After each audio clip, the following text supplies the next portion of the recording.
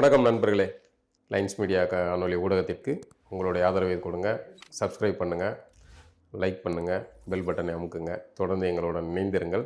நம்ம தமிழர்களுக்கான கருத்துருவாக்க அரசியலை தொடர்ந்து செய்வோம், சேர்ந்து பயணிப்போம், இணைந்திருங்கள். லைன்ஸ் மீடியா தமிழ் உறவுகளுக்கு வணக்கம். இன்றைய அரசியல் காலம் நிகழ்ச்சிக்கு உங்களை அன்போடு வரவேற்கிறோம். நான் வணக்கண்ணே. வணக்கம் சின்னா. இன்னைக்கு திருநெல்வேலியில் மீண்டும் ஒரு ஆணவ படுகொலை. கவின் என்ற ஒரு ஐடி ஊழியர் படுகொலை செய்யப்பட்டிருக்காரு. இந்த காதலித்த பெண்ணினுடைய தம்பி சகோதரர் கொலை செய்திருக்காரு. என்ன சொல்றதுன்னு தெரியல. நான் ஒரு திருநெல்வேலிக்காரன். இது திருநெல்வேலியில் தான் எந்த சட்டம் ஒழுங்கு சீர்கேடெலாம் எதுவுமே இல்லைன்னு அப்பாவை சொன்னார். ஆமாம், திருநெல்வேலி புனிதமான நகரம் அப்படி இப்படின்னு உருட்டு இருந்தார். இங்கே சாதி இதெல்லாம் கிடையாது அப்படின்னு அப்பாவை பேசியிருந்தார். அதெல்லாம் சும்மா உருட்டல்கள், பொய்யானது. திருநெல்வேலி சுத்தமான சாதி வெறி பிடித்த ஒரு நகரம் தான். இதில் கொஞ்சம் ஆமாம், இதில் கூச்சம்லாம் கிடையாது. அது அப்படி ஒளிவு மறைவாலாம் பேசி அதெல்லாம் இது பண்ண முடியாது. ஆனால் இவ்வளோத்துக்கும் அது அறிவு சார்ந்த மக்கள் வாழக்கூடிய நகரமும் கூட, நம்ம மாவட்டமும் கூட.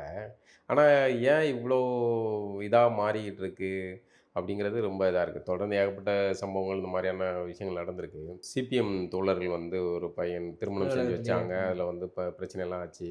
இப்போ வழக்கறிஞர் சகோதரி ஒருத்தவங்க அதை அவங்கள பாதுகாத்தாங்க. நிறைய இந்த மாதிரி பிரச்சனைகள்லாம் நடக்கும். அது மாதிரி அடிக்கடி சாதிய மோதல்கள் நடக்கிற இதுவும் கூட. இப்போ இந்த பையனுடைய கவினுடைய விஷயத்தை படித்தா ஒரு நல்ல நமக்கு கல்வி அறிவு கூட கூட சமூக புரிதல் பொறுப்பும் கூடணும். ஆனால் நம்மளோட இன்றைய கல்வி முறை, இன்றைய சூழல் அந்த பொறுப்பை நோக்கி நம்மளை அடுத்த தலைமுறை நகர்த்தலை அப்படிங்கிறதுக்கு சாட்சி தான் இந்த படுகொலைகள். இப்போ அந்த பையன் ஐடியில் டீம் லீடராக இருந்திருக்கான் போல. மாதம் 2 லட்ச ரூபாட்ட சம்பளம். அவங்க குடும்பமும் நல்ல பொருளாதாரத்தில் மேலான குடும்பம். இந்த பெண்ணுடைய வீட்டில் 2 பேரும் காவல்துறையை சார்ந்தவர்கள். அம்மாவும் அப்பாவும் காவல்துறையை சார்ந்தவர்கள். இந்த பையன் வீட்டில் பாதுகாக்கக்கூடிய காவல்துறை. இந்த பையனுடைய அம்மா ஆசிரியை. இப்போ தந்தை நிலக்கிழார் அப்படின்னு ஒரு செழிப்பான குடும்பம் பையனுடைய குடும்பம். பிரச்சனை, பையன் அட்டவணை பிரிவு பையன் நினைக்கிறேன். பொண்ணு எம்பிசியில் வர்ற ஒரு பொண்ணு. இப்போது விட்டுருந்தா அவங்க 2 பேரும் திருமணம் பண்ணி அவங்களுடைய வாழ்க்கையை அது பாட்டுக்கு நகர்ந்து போயிடப்போகுது. நமக்கு பிடிச்சிருக்கு பிடிக்கல கடந்து அவங்க 2 பேருக்கும் வாழ போகிற 2 பேரும் சேர்ந்து வாழ போகிறாங்க. நம்ம ஒரு காலத்துக்கு பிறகு நம்மளுடைய கதை முடிய போகுது. அதன் பிறகு அடுத்த தலைமுறை யாரும் எந்த சாதியும் அதையும் பாதுகாத்து வாழ போய்க்க போகிறாங்க. எந்த மொழியும் இது மொழிக்குமே பொருந்தும். வெறுமனே இது சாதி மதத்துக்கு மட்டும் கிடையாது, மொழி சார்ந்த வெறிக்குமே இது பொருந்தக்கூடியது. நம்ம தமிழினம் தமிழர் அப்படின்னு பேசுகிறோம்ல, இந்த அரசியலும் கூட வெறி சார்ந்ததாக மாறக்கூடாது. தமிழர்கள்லாம் உலகத்திலே ஆக சிறந்த வெறிக்கு நிச்சயமாக வேறு. பற்றும் கூட அது ஒரு அடையாளம், அவ்வளோதான். That's all. நாங்கள் தமிழர்கள்ப்பா, எங்களுடைய தாய்மொழி தமிழ், அவ்வளோதான். அவ்வளோதான். இப்போ சாதி வகை பிரிக்கிறாங்க. பிசி, எம்பிசி, எஸ்சி, எஸ்டி அப்படின்னு பிரிக்கிறாங்க. அது ஒவ்வொரு செக்ஷனை பிரித்து அவங்கள அந்தந்த பகுதியில் அந்தந்த பிரிவில் இருக்கவங்கள கை தூக்கி விடுறதுக்காக இந்த கோட்டா செக்ஷன் உருவாக்குறது. இது காலம் அன்றைய காலத்தில் ஒவ்வொரு இனக்குழுவாக எல்லாம் சுருங்கி ஒவ்வொரு பகுதியில் வாழ்ந்தாங்க. அந்த பாதுகாப்புக்கு இதெல்லாம் தேவைப்பட்டது. இன்றைக்கி வேறு மாதிரி ஆகிடுது. எல்லாம் தொழில்நுட்ப வளர்ச்சியில் போயிட்டுருக்கோம். அறிவு சார்ந்த பணியில் போயிட்டுருக்கோம். அப்போ மேலே நோக்கி தான் சிந்தனை வளரணும், பின்னோக்கி போகக்கூடாது. ஆனால் திருநெல்வேலியில் இந்த மாதிரியான திருநெல்வேலியில் பல பகுதி, தமிழ்நாடு முழுக்க, இந்தியா முழுக்க பல பகுதியில் நடக்குது. தென் மாவட்டங்கள் அதிகமாக இருக்குது. தென் மாவட்டங்களே இது கொஞ்சம் அதிகமாக இருக்குது. இந்த விஷயங்கள் இன்னும் புரிதலுக்கு வராமல் இருக்குது. இது ரொம்ப அதிர்ச்சியாக இருக்குது, அசிங்கமாக இருக்குது நமக்கு. இது இதில் தமிழர்களாக இதை நம்ம திராவிடர்களை கேள்வி கேட்குறோம். திராவிடம் சாதியை ஒழிக்கலை. சாதி ஒழிப்புன்னு பேசுது. சாதியை ஒழிக்க முடியாது. இதுதான் யதார்த்தம். சாதியை சமத்துவப்படுத்தலாம். நீ என்ன டீஸ் பண்ண கூட நான் உன்னை டீஸ் பண்ண மாட்டேன். இதுதான் செய்யலாம். நான் பொருளாதாரத்தில் மேலே வந்திருக்கேன், நீ பொருளாதாரத்தில் மேலே வந்திருக்கேன், பிடிச்சிருந்தா சேர்ந்து வாழ்வோம். இதுங்க என்ன சிக்கல்னா, ஒரு குறிப்பிட்ட பிரிவினரை சாதி ஒழிப்பு அரசியலை பேச வைக்கிறது, இன்னொரு குறிப்பிட்ட பிரிவினரை சாதி ஆதிக்க அரசியலை பேச வைக்கிறது. அப்போ என்ன ஆகும்னா 2 முரணாக தான் ஆகும். சாதி ஒழிப்பு சாத்தியம் இல்லை, அது யதார்த்தமானது. சாதி ஒழிப்பை நோக்கி பயணிக்கலாம். ஆனால் சும்மா சாதி ஒழிப்பு பேசுகிறவங்க எல்லாம் சாதியை விட்டு வெளியே வர்றீங்களா? உங்கள் சாதிக்கான இடஒதுக்கீடு கோட்டா சிஸ்டத்தை எல்லாம் விட்டு வெளியே வர்றீங்களா? அப்போ அதை விட முடியல. அப்போ இந்த கோட்டா சிஸ்டம் சாதியை பாதுகாக்கும். ஆனால் நீங்கள் சாதி ஒழிப்புன்னு எல்லாருக்கும் தான் சார் இருக்குது. எல்லாருக்கும் தான் இருக்குது. அதை தான் சொல்கிறேன். நான் ஒரு குறிப்பிட்ட பிரிவினருக்கு சொல்லலை, எல்லாருமே ஒரு வாசக்கார வழியாக எல்லாரும் உள்ளே வாங்கன்னு சொல்கிறதுக்கு தனித்தனியாக வாசலை வச்சுட்டு அதில் ஒவ்வொருத்தர் பிரித்து அதை அதுதான். இது ஒவ்வொருத்தரையும் கை தூக்கி விடுறதுக்கு தான் கொண்டு வரப்பட்டது. எல்லா சமூகங்களுமே இன்னைக்கு கோட்டா சிஸ்டத்தில் பலன் பெறுகிறாங்க. ஆனால் ஒரு குறிப்பிட்ட பிரிவினரை மட்டும்தான் குறி வச்சு கோட்டாவில் வர்றாங்க அப்படிங்கிற எண்ணத்தை பொது வெளியில் உருவாக்குறாங்க, போர்ட்ரேட் பண்ணுறது. போர்ட்ரேட் பண்ணுறாங்க. ஆக இந்த இடத்துல என்ன ஆகுதுன்னா, எல்லாருமே சாதிய அரசியல் பேசும்போது ஒரு குறிப்பிட்ட பிரிவினர் சாதி ஒழிப்பு அரசியல் பேசினா அந்த பிரிவினர் மட்டும் வந்து மீண்டும் மீண்டும் ஒடுக்கப்படுவார்கள். இதுதான் இதில் பையன் கவின் பையன் இது வெறும் எஸ்சி அல்லது பிசிகளுக்கு இடையிலான பிரச்சனை மட்டும் கிடையாது. சாதிக்கும் அந்த பிரச்சனை பிசியில் கல்யாணம் பண்ணுறா வேற பிரிவாக இருக்கிறாங்க. பிசி செக்ஷன்லேயே வேற பிரிவை சேர்ந்தவங்களும் திருமணம் பண்ணுறாங்க. இந்த மாதிரி கொலை செய்யப்படுவதில்லை. கொலை அங்கேயும் நடக்குது, கொலை நடக்கலாம் இல்லை, கொலை நடக்குது. ஆனால் அது பெரிதாக பேசப்படுறதில்ல. ஒருவேளை இப்போ அந்த கொல்லப்படுற பையன் அட்டவணை பிரிவை சேர்ந்தவனாக இருந்தால்தான் அது பெரிய அளவில் பேசப்படுது, பொதுவில் இது பண்ணப்படுது. ஆனால் எல்லா செக்ஷன்லேயுமே பாதுகாப்பாக திருமணம் செய்து நல்லா வாழ்கிறாங்க. பிசி எம்பிசி திருமணம் நடக்குது, பிசி எஸ்சி திருமணம் நடக்குது, எஸ்சி எஃப்சி திருமணம் நடக்குது. இதெல்லாம் இயல்பாக நடந்துக்கிட்டு இருக்கு, நல்லாவும் இருக்கிறாங்க. ஒன்றரை இடங்களில் இந்த மாதிரியான சம்பவங்களும் நடக்குது. அது வந்து அவமானத்திற்குரியது தான், நாம் அது வெட்கப்பட வேண்டியது தான். இதை கடந்து இதிலிருந்து சமூகங்கள் தங்களை மேம்படுத்திக்க வேண்டியது அவசியம் காலகட்டத்தில். எங்கள் தாத்தா காலத்தில் வந்து முரட்டு பயலெல்லாம் இருந்தான்னா இன்றைக்கி நான் வந்து பக்குவப்படணும். அதுதான் வளர்ச்சி. நான் கற்றுக்கொண்ட அரசியல், சமூகம், கல்வி இதெல்லாம் எனக்கு கொடுக்குற அறிவு. ஆனால் நான் இன்னும் எங்கள் தாத்தா மாதிரி தான் அப்படி தான் இருப்பேன் அப்படின்னா, அன்னைக்கு தாத்தா கோவணம் கட்டிகிட்டு இருந்தார், இன்னைக்கு கோவணம் கட்டி தான் இருக்கா, ஜீன்ஸ் பேண்ட் போடுறேன், கூலிங் கிளாஸ் போடுறேன், காரில் போகிற எல்லாம் இருக்குல்ல, ஐஃபோன் வச்சுருக்கேன், ஆண்ட்ராய்ட் ஃபோன் வச்சுருக்கேன்.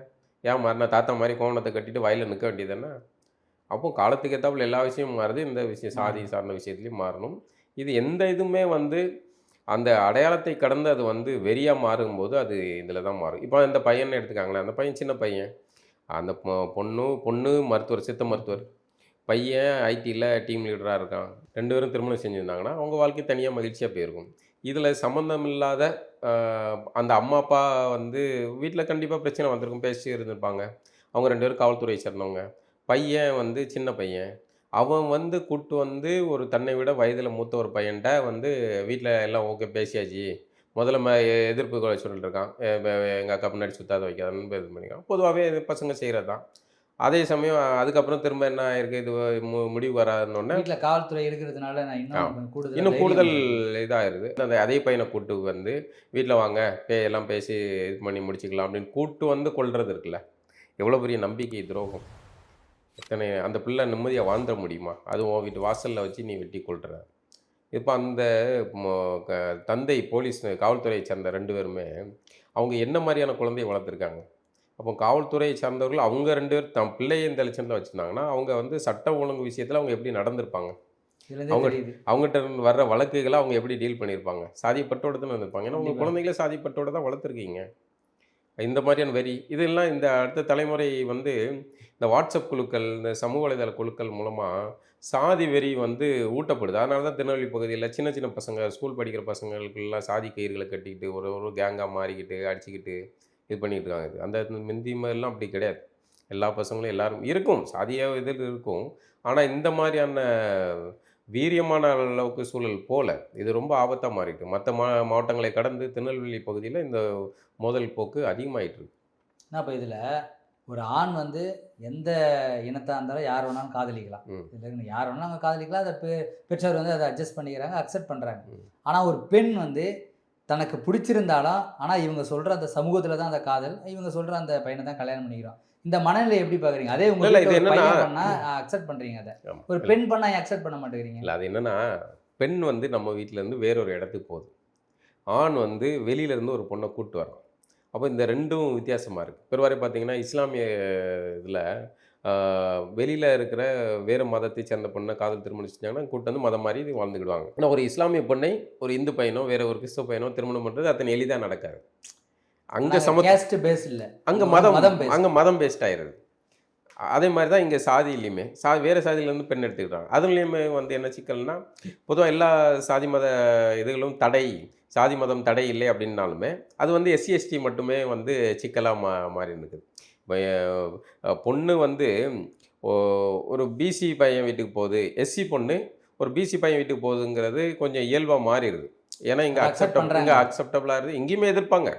அதுக்காக இவங்க வந்து எவனோ ஒருத்தன் வந்து லவ் பண்ணுறான்னொன்னே யாரும் தமிழை கட்டி கொடுத்துருவாங்களா? எல்லாரும் பார்ப்பாங்க பொருளாதாரம் இல்லை, போகிற இடம் இதாக. அடிப்படையில் ஒரு பெண் வந்து பாதுகாக்கப்படுற உளவியலிருந்து வருது.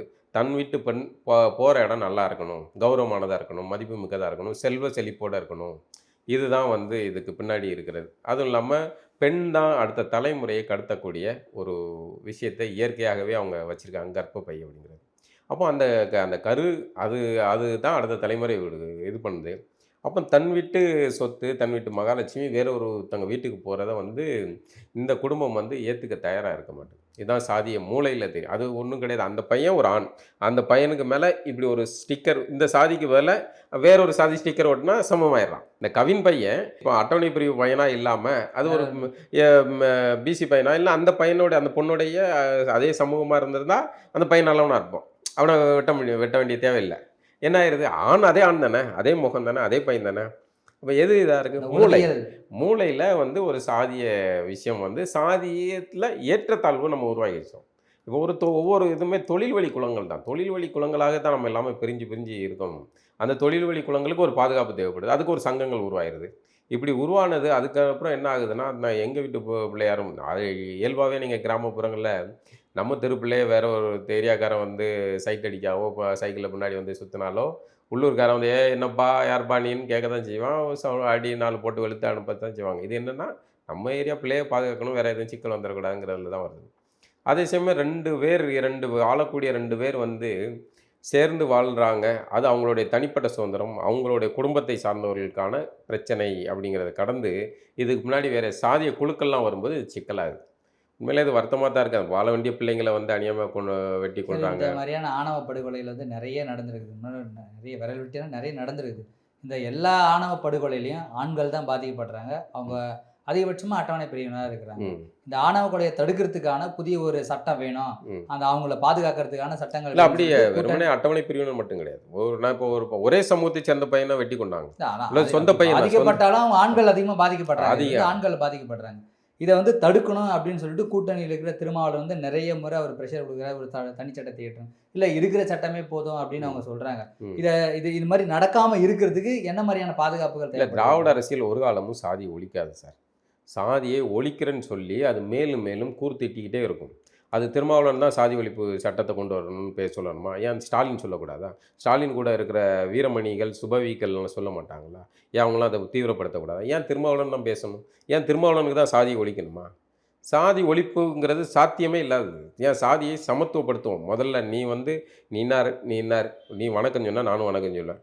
இந்த சமத்துவத்தை நோக்கி நகரும்போது தான் இதாகும். நீங்க வந்து வெறுமனே சாதி ஒழிப்புன்னு பேசுனீங்கன்னா, அது இந்த மேலும் சாதி மேலும் ஒழிப்புனா மக்கள்கிட்ட வந்து எல்லா சாதியும் ஒன்று அந்த மனநிலையை உருவாக்குறது பேரு தான் ஆ, சாதி ஒழிப்புன்னு நான் ஆமா. சொல்றேன் ஆ, அப்படின்னு சொன்னாரு. ம். ஆனா இந்த மாரியான இறப்புகள் தொடர்ந்து நடக்கும்போது தொடரும்போது ஒதுங்கி இத போராட்டம் நீங்க பண்றது சட்டத்தின் வழியா ஒரு இப்போ இருக்கிற சட்டங்களும் அத தான் செய்யுது. இதுக்கு பிறகு கூடுதலா இன்னும் அழுத்தமான, தீவிரமான சட்டங்கள் தேவைதான். அதே சமயம் அந்த சட்டங்கள வச்சுட்டு நீங்க எல்லாத்தையுமே கண்காணிச்சுக்கிட்டு இருக்க முடியாது. சுயமனித ஒழுக்கம்னு ஒண்ணு இருக்குல்ல. என் மூளையில, என் சிந்தனை, நான் வாசிக்கிற புத்தகங்கள் எனக்கு ஒரு பண்பை கொடுக்கணும்ல. அது எங்கேருந்து வரணும்னா பள்ளிக்கூடத்துலேருந்து வரணும். ஆனா அந்த பள்ளிக்கூடமே சாதி வெறி களமா இருந்தா என்ன பண்ணுவீங்க? பள்ளிக்கூடத்தில பாடம் நடத்துற ஆசிரியரே வந்து சாதி வெறியா மாணவன்ட்ட பேசும்போது என்ன பண்ணுவீங்க? ஆசிரியருடைய சிந்தனையே மங்கி போன மழுமட்ட மூளையா இருந்தா என்ன பண்ணுவீங்க? சாதி வெறி மூளையா இருந்தா என்ன பண்ணுவீங்க? அவன் ஒரு மாணவன எப்படி உருவாக்கான்? அவன் ஒரு மாணவன சாதி வெறி பிடித்த மாணவனா தான் உருவாக்குவான். ஒரு ஆசிரியர் தன்னுடைய மாணவனுக்கு தூத்துக்குடி பையன் தான் நினைக்கிறேன். அந்த ம். பையனுக்கு ஃபோன பண்ணி அந்த அம்மா பேசுறாங்க. அந்த பையன் சொல்றான், "எல்லாரும் சமம் தானே டீச்சர்" அப்படின்னு. பையனுக்கு வந்துருச்சுன்னு பையன் டீச்சருக்கு வருது. சமத்துவமா இருக்காங்க. ஆசிரியை சாதி வெறி ஆசிரியரா இருக்கான். அப்ப அந்த ஆசிரியை வந்து நடத்துற உருவாக்குற மாணவன் என்ன லட்சணத்துல இருப்பான்? இப்ப அந்த பையன் நல்ல பையன். அவன் பண்புள்ள பையன், படிச்ச பையனால அவன் யார சொல்ட்டான், "எல்லாரும் சமம் தானே டீச்சர்ன்னு" சொன்னான். செருப்பால அடிச்ச மாரி. அந்த ஆசிரியைக்கு மூஞ்சில நேர்ல இருந்தா செருப்பால அடிச்ச மாரி தான் அந்த வார்த்தை. ஆனால், அந்த பையன் ஒரு வேள தவறான பையன், ஆசிரியையோட சொல் பேச்சு கேட்கக்கூடிய பையனா இருந்தா, அந்த பையன் கையில அருவாள் எடுத்துட்டு வந்திருப்பான். அப்ப யார் உருவாக்குறா? ஆசிரியைகள் தான். ஆக இந்த கேவலம் அடிப்படையிலிருந்தே நம்ம மூளையில வந்து சரி செய்யப்பட வேண்டியது. எல்லா விஷயங்களுமே தீவிரமாக பிறரை வெறுக்கிற மனநிலைக்கு போச்சுன்னா, அது சிக்கலா தான் முடியும். இல்ல இத்தனை 40 வருஷம், 45 வருஷம் திராவிடம் தான் இன்னைக்கு தமிழ்நாட்ட ஆமா. ஆண்டு கொண்டு இருக்குது. அவங்க கையில தான் இந்த தமிழ்நாட்ட நாங்க தான் வளர்த்துருக்கிறோம், நாங்க தான் செதுக்கியிருக்கிறோம், சமூக நீதியை உருவாக்கியிருக்கிறோம், மக்கள்கிட்டயே சமத்துவத்த நாங்க நிலைநிறுத்தியிருக்கோம்னு சொல்றாங்க. ஆனா இப்படி இருந்தும் தொடர்ந்து இந்த மாரியான படுகொலைகள், சட்டம் ஒழுங்கு பிரச்சனை மாரி தொடர்ந்து நடக்கிறதுக்கு திராவிட அரசு எந்த அளவுக்கு பாதுகாப்பு குடுக்கும்? இத எப்படி திராவிட மாத்துறது? அரசியல் அததான் சொல்ட்டேன்ல, திராவிட அரசியல் பாதுகாக்காது. அது சும்மா வந்து நடிக்கும். இந்த மாரியான விஷயங்கள்ல அது வந்து பிரமாதமா மார்க்கெட்டிங் பண்ணுவாங்க. இந்த படுகொலை நடக்கல. இந்த படுகொலைய பார்த்தீர்களா? உங்க சாதி வெறி இப்படி இருக்கு, அப்படி இருக்குன்னு பேசுவாங்களே ஒழிய, கள நிலவரத்தில அத மாத்துறதுக்கு எதுவுமே செய்ய மாட்டாங்க. செய்கிறது போல் நடிப்பார்கள். அதுவும் கூட சாதி ஒழிப்பை எங்கே போய் பேசுவாங்கன்னா, அட்டவணை பிரிவினர் வசிக்கிற பகுதிகள போய் பேசுவாங்க. டேய் சாதி வெறின்னு எங்கே பேசணும்? சாதி வெறி எவன்ட்ட இருக்கோ அவன்ட்ட பேசணும். நோய் எங்கே இருக்கு? நோய நோய் ஒழிக்கணும்னா எங்க நோய் எங்கே இருக்கிறோ அங்கே போய் தான் ஒழிக்கணும். கால்ல முட்டுல புண்ணு இருக்குன்னா, நீ கழுத்துல வந்து மருந்து தடக்கூடாது. முட்டுல தான் புண்ணு இருக்குன்னா, முட்ட தான் சுத்தம் பண்ணி அங்க தான் மருந்து தடவணும், அங்க தான் ஊசிய போடணும். ஆனா, இங்க திராவிட அரசியல் என்ன பண்ணும்னா, இவர்களிடம் போய் பேசும். அதுவும் இல்லாம இயல்பாகவே ஒருத்தர வந்து நீங்க ஒருத்தர்கிட்ட ஆதரவான நிலைப்பாடு எடுத்து அவங்களுக்கு ஆதரவா பேசும்போது, இயல்பாக இன்னொரு தரப்புக்கு வந்து அது வெறியா மாறும். இதான் செய்யும். நடுநிலையா போய்க்கலாம். ஆமா. அதனால இவர்கள் வந்து என்ன பண்ணுவாங்கன்னா, அப்படி தங்களுக்கு வாக்கு வேணும். தேர்தல் அரசியல் தான். தேர்தல் அரசியல் எல்லாமே செய்யும். இப்ப தேர்தல் அரசியல்ல திரும்ப அவர்கள் வந்து இவர்களுக்கான மொத்த வாக்குகளையும் அப்படி கூட்டிக் கொண்டு வந்து செட்டில் பண்ணிருவாரு. மத்தவர்களை தான் சமரசம் பண்ணும். அப்போ அவர்களுக்கு பாதகம் இல்லாத மாரி ஆனா அப்படியே பேலன்ஸா போயிற வேண்டியதுதான். இது ஒரு நுணுக்கமான அரசியல். இந்த மேலோட்டமா நம்ம பார்த்தா திராவிடம் உண்மையிலே சாதிய ஒழிப்புக்கு எதிராக போராடுது. பெரியார் அப்படி பேசிட்டாரு. சாதிய ஒழிச்சிட்டாரு. ஒழிக்கிறதுக்காக குரல் கொடுத்தாரு. அப்படிலாம் நமக்கு வந்து நம்பிக்கை நம்ப வைக்கப்படுகிறோம். ஆனால் எதார்த்தத்தில அப்படி இல்லை. ஊரு 2 பட்டா தான் கூத்தாடி கொண்டாட்டம். திராவிடர்கள் இந்த மண்ணுக்கு அந்நியமானவர்கள். அவர்களை பொறுத்தவரைக்கும் தமிழர்களுக்கு இடையிலான இந்த சாதிய மோதல்கள் இதெல்லாம் இருந்தால் தான் அவர்களுடைய வியாபாரம் இங்கு நடைபெறும். ஆகவே அவர்கள் சாதியை ஒழிக்க மாட்டார்கள். மீண்டும் நிகழ்வு சந்திப்போம்ண்ணா. நன்றி. வணக்கம்.